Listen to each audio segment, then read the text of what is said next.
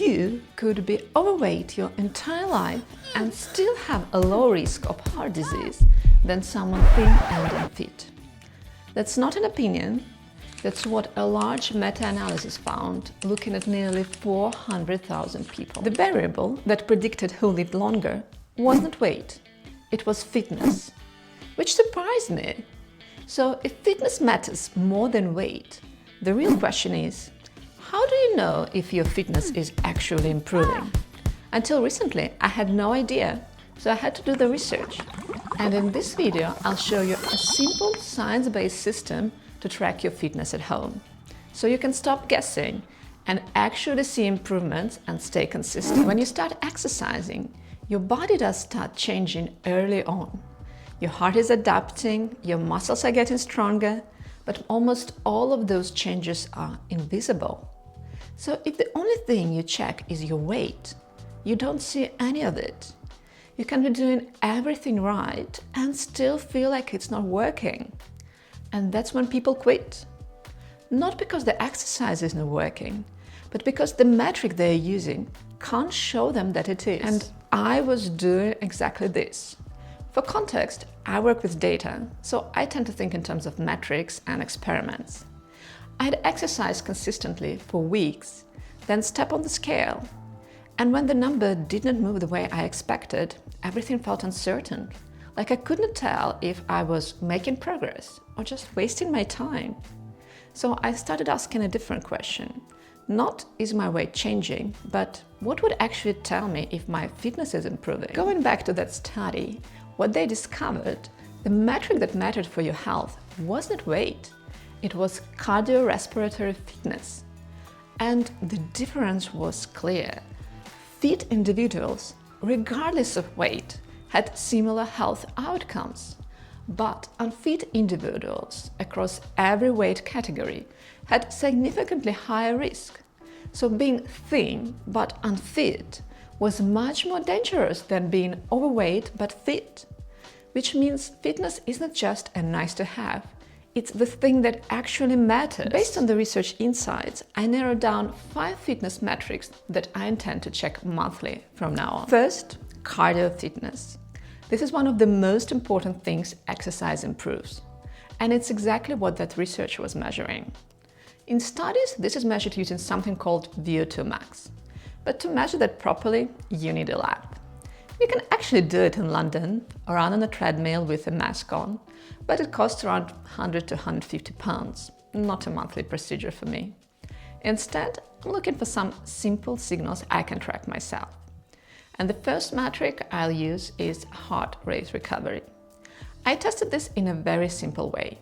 Ran up a hill a couple of times, checked my heart rate at the top and then again after 1 minute. My heart rate dropped from 171 to 143, so that's a 28-beat drop. As a rough guide, around 30 is excellent, around 18 is good, and very small drops can be a warning sign. So I'm somewhere in the middle. And importantly, this is something that should improve relatively quickly. At the moment, I'm just using my smartwatch, but longer term, I'll probably switch to a chest strap to make this more consistent and reliable. So now I actually have a number that tells me if my cardio is improving, even if my weight doesn't change. The second metric is resting heart rate. This is your baseline, how hard your heart works at rest. Mine is currently around 60 beats per minute. As a rough guide, 60 to 80 is typical, but the exact number matters less than the direction. If it's going down over time, that's your fitness improving.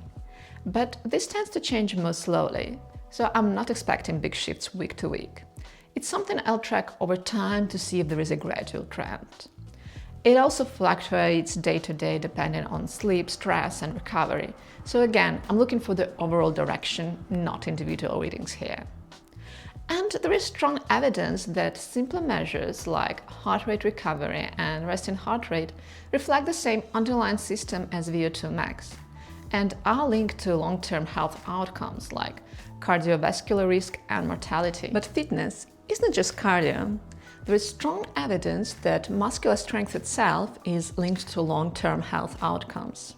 So my next metrics cover strength. This is one of the cleanest ways to see if your body is adapting. And instead of overcomplicating it, I just want a few simple exercises I can repeat every month. Upper body, lower body, and core. For myself, I chose push-ups, air squats, and a plank. Even something as simple as how many push-ups you can do has been linked to cardiovascular risk. Same exercises every month, same format. Push-ups, total number, no rest. Air squats, how many in 1 minute. Plank, how long I can hold it. My current baseline is 27 knee push-ups, 28 air squats in 1 minute, 1 minute 5 seconds holding the plank. I actually tried full push-ups first and managed to, with not great form. So for now I'm using knee push-ups as my baseline, and the goal is to build up to proper full push-ups over time. The only question I will be asking, are the numbers going up? 1 extra rep, a few more squats, a longer hold. That's my body adapting, that's fitness improving. And then, occasionally, I'll check my body measurements. Waist mostly, because it reflects the kind of fat that's more closely linked to the health risk. But it changes slowly. This is a quarterly check, not monthly. So my full system for exercise progress tracking these days looks like this. Every week, did I show up? That's the behavioral science part I talked about in one of my previous videos. Every month, 5 cardio and strength metrics I presented today. And finally, every few months, waist measurement. All of this reflect what the research actually measures when it says someone is fit, not the number on the scale. I'm starting this now with the numbers I just shared as my baseline. And in a few months, I'll show you exactly what changed, which should be interesting, because if the numbers don't move the way I expect, I'll have to explain that too. Follow me for more evidence-based fitness insights.